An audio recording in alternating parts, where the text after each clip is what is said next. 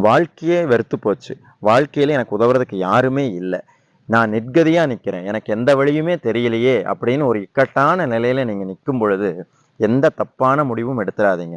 உங்களை அந்த இக்கட்டுகளிலிருந்து, அந்த பிரச்சனைகளிலிருந்து காப்பாற்றுவதற்கு ஒருவன் இருக்கிறான்.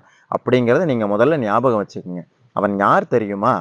திக்கற்றவர்களுக்கு தெய்வமே துணை என்று சொல்வார்கள் கேள்விப்பட்டிருப்பீங்க. அது மாரி திக்குகள் அனைத்தையுமே தன் கட்டுப்பாட்டில் வைத்திருக்கக்கூடிய ஒரு தெய்வம் உண்டு. அவன் வேறு யாரும் அல்ல.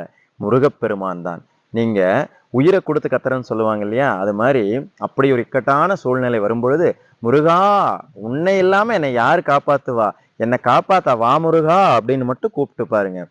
ஏதோ ஒரு வடிவத்துல வந்து உங்க பிரச்சனைய கண்டிப்பா தீர்த்து வைப்பான். யாமிருக்க பயமேன்னு வந்து உங்க முன்னாடி நிற்பான். ஒன்றை மட்டும் மறந்துடாதீங்க. காப்பாற்றியது வேறு வடிவமாக இருக்கலாம். ஆனால் காப்பாற்றியவன் அந்த கந்தசாமிங்கிறத மட்டும் மறந்துடாதீங்க. முருகன் இருக்க பயம்